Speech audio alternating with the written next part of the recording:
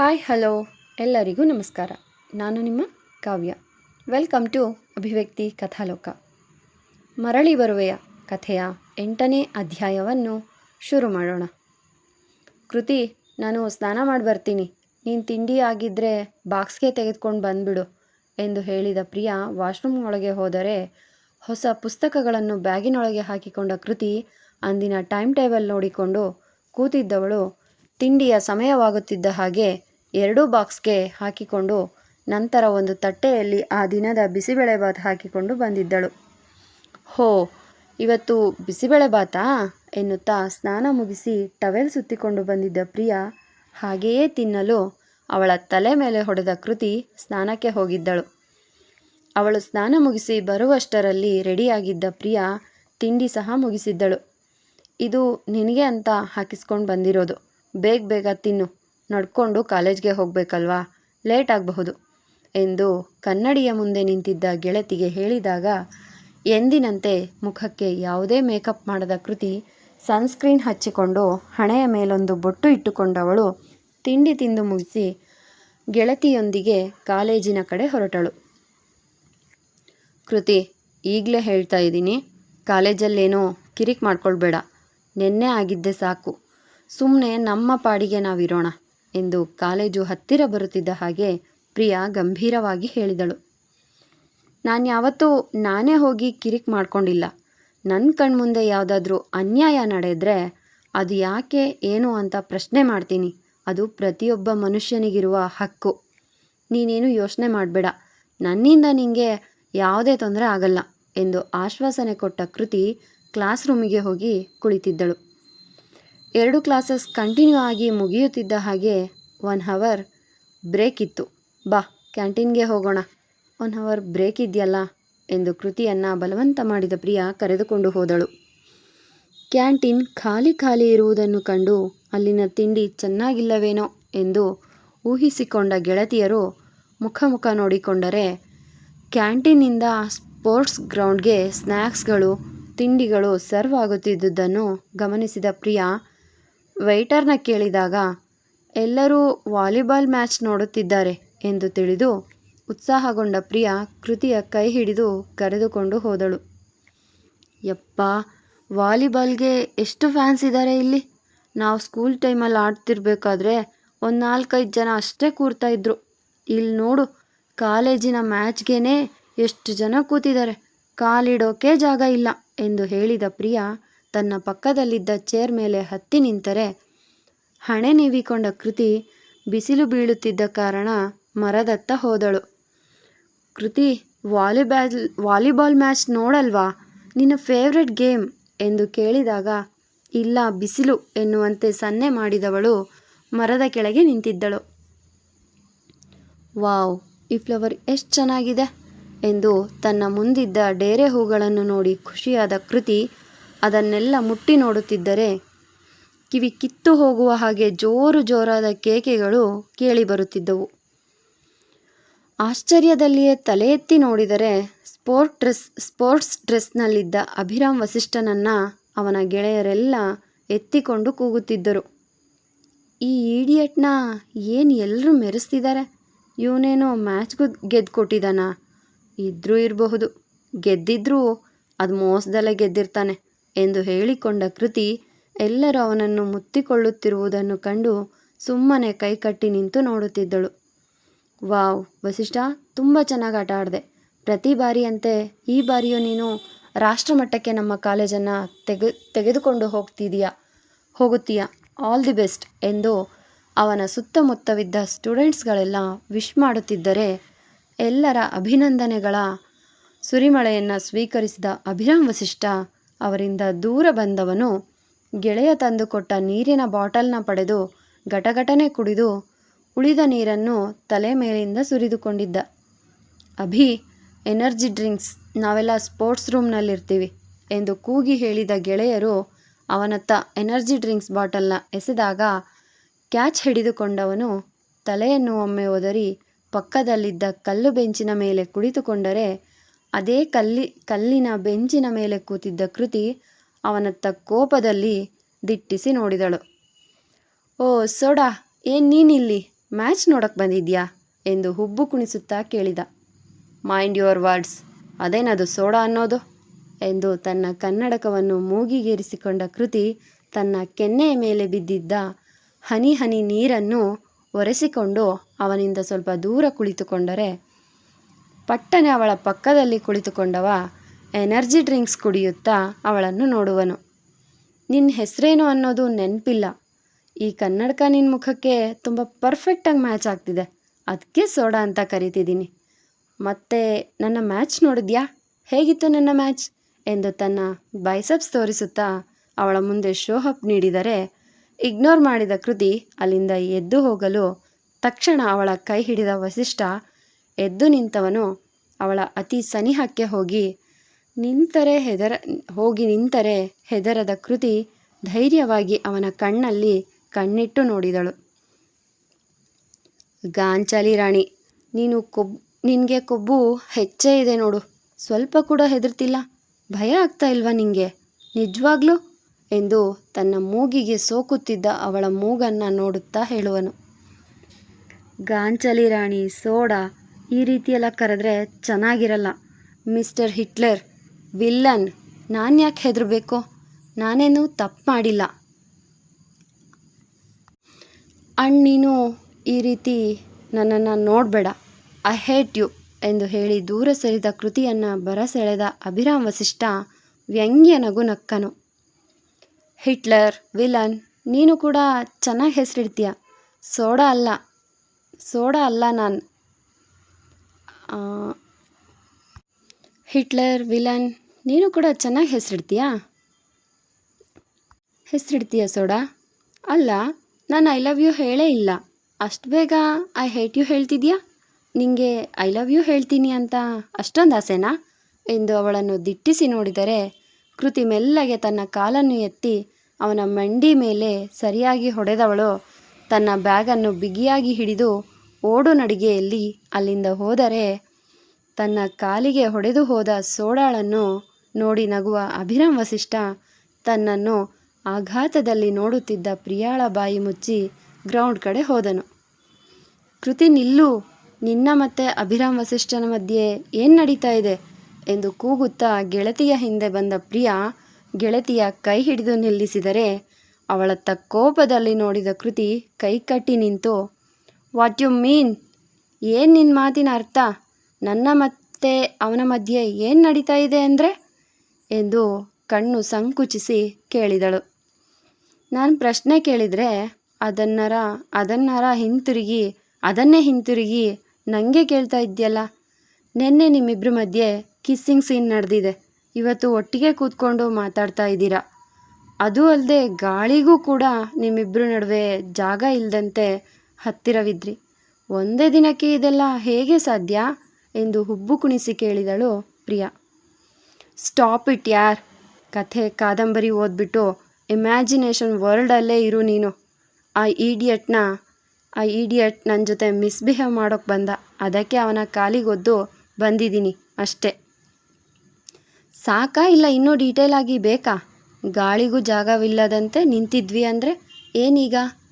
ನಡಿ ಕ್ಲಾಸ್ಗೆ ಹೋಗೋಣ ಎಂದು ಗಂಭೀರವಾಗಿ ಹೇಳಿ ಹೋದರೆ, ಗೆಳತಿ ಹೋದ ಕಡೆ ನೋಡುತ್ತಾ ಪ್ರಿಯಾ ನಸುನಕ್ಕಳು. ಕಥೆ ಕಾದಂಬರಿ ನಿಜವಲ್ಲ, ಆದರೂ ಒಮ್ಮೊಮ್ಮೆ ಒಬ್ಬೊಬ್ಬರ ಲೈಫಲ್ಲಿ ಅದು ಕೂಡ ನಿಜವಾಗಿರುತ್ತೆ. ಬೆಳಗ್ಗೆ ಕ್ಲಾಸ್ನಲ್ಲಿ ಅಕ್ಕಪಕ್ಕದವರು ಮಾತನಾಡುತ್ತಿದ್ದದ್ದನ್ನು ಕೇಳಿಸಿಕೊಂಡರೆ, ಅವನು ಇದುವರೆಗೂ ಯಾವ ಹುಡುಗಿಯನ್ನೂ ಹತ್ತಿರಕ್ಕೆ ಬಿಟ್ಕೊಂಡಿಲ್ಲ. ಆದರೆ ಇವತ್ತು ನಿನ್ನ ಪಕ್ಕದಲ್ಲಿ ಬಂದು ಕೂತಿದ್ದು, ನಿನಗೆ ಅತಿ ಸನಿಹ ನಿಂತಿದ್ದು, ಇದನ್ನೆಲ್ಲ ನೋಡ್ತಿದ್ರೆ ಪಕ್ಕಾ ಇದೊಂದು ಕಥೆಯಾಗುವ ಜೋಡಿಯೇ ಎಂದು ನಗುತ್ತಾ ಹೇಳಿಕೊಂಡಳು. ಅಲ್ಲೇ ನಿಂತ್ಕೊಂಡು ಕನಸು ಕಾಣ್ತಿದ್ಯಾ? ಬಾ ಬೇಗ ಎಂದು ಕೂಗಿ ಕರೆದ ಕೃತಿ ಕ್ಲಾಸಿನ ಒಳಗೆ ಹೋದರೆ, ಗೆಳತಿಯನ್ನು ಹಿಂಬಾಲಿಸಿದ ಪ್ರಿಯಾ ಅವಳ ಪಕ್ಕ ಹೋಗಿ ಕುಳಿತಳು. ಮಧ್ಯಾಹ್ನದ ತನಕ ಅಂದಿನ ತರಗತಿಗಳು ಮುಗಿದಿತ್ತು. ಕ್ಲಾಸಿನಿಂದ ಹೊರಬಂದ ಗೆಳತಿಯರು ಮಧ್ಯಾಹ್ನದ ಮೇಲೆ ಯಾವುದೇ ತರಗತಿ ಇಲ್ಲದ ಕಾರಣ ಹಾಸ್ಟೆಲ್ ಕಡೆ ಹೋಗುತ್ತಿದ್ದರು. ಶಾಂತಿ ಆಂಟಿ ಯಾವತ್ತೂ ಹಾಸ್ಟೆಲ್ಗೆ ಜಾಯಿನ್ ಆಗುತ್ತಾರೆ. ನಿಂಗೇನಾದರೂ ಫೋನ್ ಮಾಡಿ ಹೇಳಿದ್ರಾ ಎಂದು ಕೃತಿ ಗೆಳತಿಯತ್ತ ನೋಡಿ ಕೇಳಿದಳು. ಇನ್ನೂ ಒಂದು ವಾರ ಆಗುತ್ತಂತೆ. ಸದ್ಯಕ್ಕೆ ಅಮ್ಮ ಅದೇ ರೂಮ್ನಲ್ಲಿ ಉಳಿದಿದ್ದಾರೆ. ನೆನ್ನೆ ಕಾಲ್ ಮಾಡಿ ಹೇಳಿದರು ಎಂದು ಹೇಳಿದವಳು ತಲೆಯ ಮೇಲೆ ಬಿದ್ದ ವಾಟರ್ ಬಲೂನ್ಗೆ ಬೆದರಿ ಹಿಂದೆ ಸರಿದರೆ ಕೃತಿ ಮೇಲೆ ಒಟ್ಟೊಟ್ಟಿಗೆ 4-5 ವಾಟರ್ ಬಲೂನ್ಗಳು ಬಿದ್ದು ಅವಳು ಒದ್ದೆಯಾಗುವಂತೆ ಮಾಡಿದವು. ಛೆ, ಯಾರಿದು ಎಂದು ಕಣ್ಣು ಉಜ್ಜಿಕೊಳ್ಳುತ್ತಾ ಕಣ್ಬಿಟ್ಟ ಕೃತಿಯ ಮುಂದೆ ವ್ಯಂಗ್ಯ ನಗು ನಗುತ್ತಾ ವಾಟರ್ ಬಲೂನ್ಗಳನ್ನು ಹಿಡಿದಿದ್ದ ಅಭಿರಾಮ್ ವಸಿಷ್ಠ ಎದುರಾದ. ಯೂ, ನೀನಾ ಎಂದು ಕೋಪದಲ್ಲಿ ಕೇಳಿದರೆ, ಎಸ್ ಆಮ್ ಎಂದು ವಿಲನ್ನಂತೆ ನಕ್ಕವನು ಕೃತಿಯ ಮೇಲೆ ವಾಟರ್ ಬಲೂನ್ ಎಸೆದರೆ ಕೋಪಗೊಂಡ ಕೃತಿ ಅವನನ್ನು ಅಟ್ಟಾಡಿಸಿಕೊಂಡು ಹೋದಳು. ಬೆಳಗ್ಗೆ ನಿನ್ನ ಜೊತೆ ಚೆನ್ನಾಗಿ ಮಾತನಾಡಿದೆ ಅಂತ ನನ್ನ ಸೇಡನ್ನು ಮರ್ತು ಬಿಡ್ತೀನಿ ಅಂತ ಅಂದ್ಕೊಂಡಿದೀಯಾ? ನಿನ್ನೆ ಇಡೀ ಕಾಲೇಜ್ ಮುಂದೆ ನೀನು ನನ್ನ ಕೆನ್ನೆ ಹೊಡೆದಿರೋದು. ಈ ಅಭಿರಾಮ್ ವಸಿಷ್ಠ ಯಾರು ಏನು ಅಂತ ಗೊತ್ತಿಲ್ಲದೆ ನಿನ್ನ ಲೈಫ್ನ ರಿಸ್ಕ್ನಲ್ಲಿ ಹಾಕ್ಕೊಂಡಿದೀಯಾ. ಇನ್ನು ಮುಂದೆ ಪ್ರತಿದಿನ ನಿನಗೆ ನರ್ಕನೇ ಕಾದಿರುತ್ತೆ ಕಣೆ ಸೋಡ ಎಂದು ಕೋಪದಲ್ಲಿ ಕೂಗಿ ಹೇಳಿದ ಅಭಿರಾಮ್ ವಸಿಷ್ಠ ತನ್ನ ಗೆಳೆಯನ ಬೈಕ್ ಏರಿ ಅಲ್ಲಿಂದ ವೇಗವಾಗಿ ಹೋದರೆ ಕಾಲಪ್ಪಳಿಸಿದ ಕೃತಿ ಹಲ್ಲು ಕಡಿದಳು. ಈಡಿಯಟ್, ಲೋಫರ್ ನಾಯಿ, ಎಷ್ಟು ಧೈರ್ಯ ಇದ್ದರೆ ನನ್ನನ್ನು ಪದೇ ಪದೇ ಕೆಣಕ್ತಿದ್ದಾನೆ. ಈಗ ಪ್ರಿನ್ಸಿಪಾಲ್ ಹತ್ರ ಕಂಪ್ಲೇಂಟ್ ಅಂತ ಹೋದರೆ ಅದರಲ್ಲಿ ಇವನಿಗೆ ಗೆಲುವು ಸಿಗೋದು. ಈ ಬಾರಿ ಕೃತಿ ಸೋಲೋದಿಲ್ಲ. ಈ ಕೃತಿಯನ್ನು ಕೆಣಕಿ ತಪ್ಪು ಮಾಡಿದೀಯಾ ನೀನು. ನಿನ್ನ ದಾರಿಯಲ್ಲೇ ಬಂದು ನಿನಗೆ ಪಾಠ ಕಲಿಸ್ತೀನಿ ಎಂದು ತನ್ನ ಕೂದಲನ್ನು ಹಿಂದಕ್ಕೆ ತಳ್ಳಿಕೊಂಡ ಕೃತಿ ಕೋಪದಲ್ಲಿ ಹಾಸ್ಟೆಲ್ ಕಡೆ ಹೋದಳು. ಸುಲ್ತಾನ್ಪೇಟೆ. ಕವನಕ್ಕ ಎಲ್ಲಿದ್ದೀರಾ?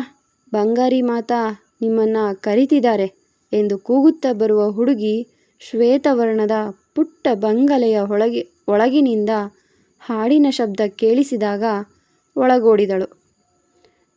ನಮಾಮಿ ನಮಾಮಿ ಈಶ್ವರ ನಾಟ್ಯ ಪೂಜಿತಂ, ನಮಾಮಿ ನಮಾಮಿ ಶಂಕರ ಪಾದ ವಂದಿತಂ.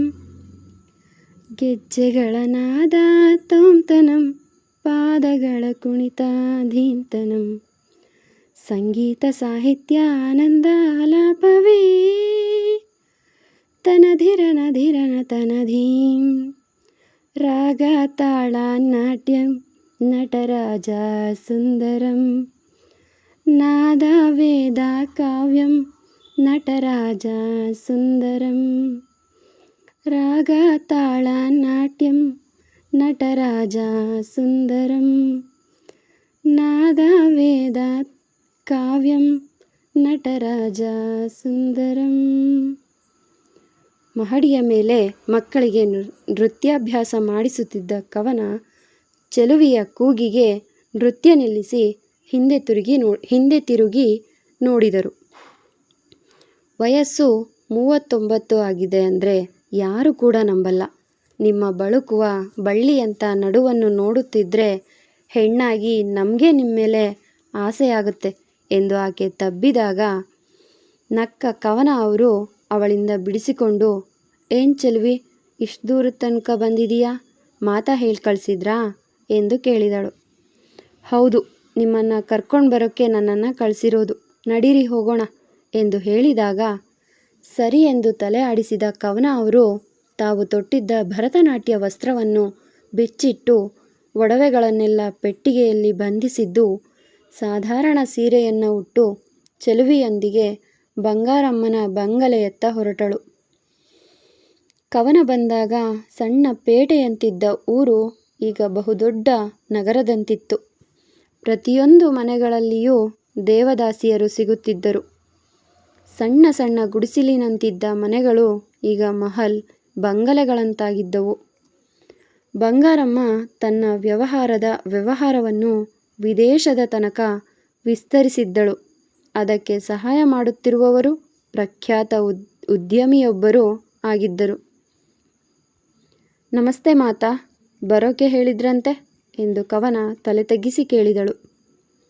ಮುಂದಿನ ವಾರ ನಮ್ಮ ದೇವದಾಸಿ ಪದ್ಧತಿಗೆ 46 ವರ್ಷ ಹುಡುಗಿಯರನ್ನು ನೃತ್ಯಕ್ಕೆ ತಯಾರು ಮಾಡಿದೀಯ ಅಲ್ವಾ ಎಂದು ಬಂಗಾರಮ್ಮ ಹೇಳಿದರೆ, ಹಾ ಮಾತಾ, ಎಲ್ಲರಿಗೂ ಅಭ್ಯಾಸ ಮಾಡಿಸ್ತಿದ್ದೀನಿ.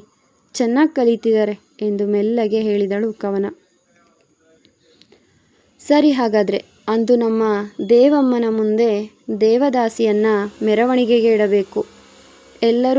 ಎಲ್ಲರನ್ನೂ ಚೆನ್ನಾಗಿ ತಯಾರು ಮಾಡು ಎಂದು ಹೇಳಿದಾಗ ಸರಿ ಎಂದು ತಲೆ ಆಡಿಸಿದ ಕವನ ಬಂಗಾರಮ್ಮ ಹೊರಡು ಎಂದು ಹೇಳಿದಾಗ ಅಲ್ಲಿಂದ ಹೊರಬಂದಳು. ಮಾತಾ, ನನಗೊಂದು ಅನುಮಾನ. ಎಲ್ಲರನ್ನ ದೇವದಾಸಿ ಮಾಡಿರುವ ನೀವು ಈಕೆ ಒಬ್ಬಳನ್ನು ಯಾಕೆ ನೃತ್ಯ ಹೇಳಿಕೊಡುವ ಶಿಕ್ಷಕಿಯನ್ನಾಗಿ ಮಾಡಿರೋದು? ಆಕೆಗಿರುವ ಸೌಂದರ್ಯಕ್ಕೆ ಎಷ್ಟು ದೊಡ್ಡ ದೊಡ್ಡ ವ್ಯಕ್ತಿಗಳು ಹಣ ಸುರಿತಿದ್ರು ಅಲ್ವಾ? ಇವಳನ್ನು ನೀವು ಎಲ್ಲರ ಮುಂದೆ ನೃತ್ಯ ಮಾಡಲು ಬಿಡುವುದಿಲ್ಲ, ಕೇವಲ ನೃತ್ಯ ಹೇಳಿಕೊಡಲು ಮಾತ್ರ ಇಟ್ಕೊಂಡಿದ್ದೀರಾ ಏಕೆ ಎಂದು ಇತ್ತೀಚೆಗಷ್ಟೇ ಬಂದಿರುವ ಗುಣಶೇಖರಿ ಕೇಳಿದಳು. ಅವಳೇನು ನಿಮ್ಮಂತೆ ಅಂತ ತಿಳಿದಿದ್ದೀರಾ? ಚಿನ್ನದ ಮೊಟ್ಟೆ ಇಡೋ ಕೋಳಿ ಅದು. ನಿಮ್ಮಂತೆ ಅವಳನ್ನು ಕೂಡ ವ್ಯಾಪಾರ ಮಾಡಿ ಇಲ್ಲಿ ಬಿಟ್ಟು ಹೋಗಿದ್ದು ಅಂದು ಅವಳ ಅದೃಷ್ಟ ಖುಲಾಯಿಸಿತು. ನಮ್ಮ ಧಣಿಗಳ ಗೆಳೆಯ ಆಕೆಯನ್ನು ಪರ್ಮನೆಂಟಾಗಿ ಇಟ್ಕೊಂಡಿದ್ದಾನೆ. ನನಗೆ 20 ಕೋಟಿ ಕೊಟ್ಟು ಅವಳನ್ನು ಖರೀದಿಸಿರೋದು. ಯಾರೂ ಕೂಡ ಅವಳನ್ನು ಮುಟ್ಟುವಂತಿಲ್ಲ. ರೂಪೇಶ್ ಶೆಟ್ಟಿ ಅಂದರೆ ಮಂಗಳೂರಿನ ಪ್ರಸಿದ್ಧ ವೈದ್ಯರು. ಅವರದ್ದೇ 2-3 ಹಾಸ್ಪಿಟಲ್ಗಳು ನಮ್ಮ ಕರ್ನಾಟಕದಲ್ಲಿದೆ. ವಿದೇಶದಲ್ಲೀಗ ಹಾಸ್ಪಿಟಲ್ ತೆರೆಯಲು ಯೋಜನೆ ರೂಪಿಸಿಕೊಂಡಿದ್ದಾರೆ. ಪ್ರತಿ ಬಾರಿ ಬಂದಾಗಲೂ ಸಹ ಇವಳ ಮೇಲೆ ಲಕ್ಷ ಸುರಿದೇ ಹೋಗೋದು. ಇವಳ ಹತ್ತಿರ ನಾವು 1 ರೂಪಾಯಿ ಸಹ ಕಿತ್ತುಕೊಳ್ಳುವ ಹಾಗಿಲ್ಲ. ನಮಗೆಂದೇ ಇಷ್ಟು ಲಕ್ಷ ಅಂತ ಕೊಟ್ಟು ಹೋಗ್ತಾರೆ. ತುಂಬ ಕೋಪಿಷ್ಟ, ಜೊತೆಗೆ ಶಾಂತ ವ್ಯಕ್ತಿಯೂ ಕೂಡ. ನನಗಿಂತ 15 ವರ್ಷ ಚಿಕ್ಕವನು. ಅವನ ತೋಳಿನಲ್ಲಿ ಒಮ್ಮೆಯಾದರೂ ಮಲಗಬೇಕು ಎಂದು ಪ್ರತಿ ಕ್ಷಣ ಆಸೆಯಾಗುತ್ತೆ. ಆದರೆ ಅವನು ಆ ಕವನಾಳನ್ನು ಬಿಟ್ಟು ಬೇರೆ ಯಾವ ಹುಡುಗಿಯರ ಕಡೆ ತಿರುಗಿ ನೋಡಲ್ಲ ಎಂದು ಅಸೂಯೆಯಲ್ಲಿ ಬಂಗಾರಮ್ಮ ಹೇಳಿದರೆ, ಶಿವನೇ, ಇವಳ ಮೇಲೆ ಕೋಟಿ ಸುರಿದಿದ್ದಾರೆ, ಹೆಂಡತಿ ಮಕ್ಕಳು ಅಂತ ಇಲ್ವಾ ಎಂದು ಆಶ್ಚರ್ಯದಲ್ಲಿ ಕೇಳಿದಳು ಗುಣಶೇಖರಿ. ಹೆಂಡತಿ ಮಕ್ಕಳು ಅಂತ ಇದ್ದಿದ್ರೆ ಅವನ್ಯಾಕೆ ಇವಳ ಹಿಂದೆ ಬಿದ್ದಿರ್ತಿದ್ದ? ಯಾವ ಹೆಣ್ಣಿನ ಮೇಲೆ ಆಸೆಯಾಗಿಲ್ಲ. ಯಾವಾಗಲೋ ಹಿಂದೆ ಪ್ರೀತಿಸಿದ ಹುಡುಗಿ ಬೇರೆಯವರನ್ನು ಮದುವೆಯಾಗಿದ್ದಾಳಂತೆ.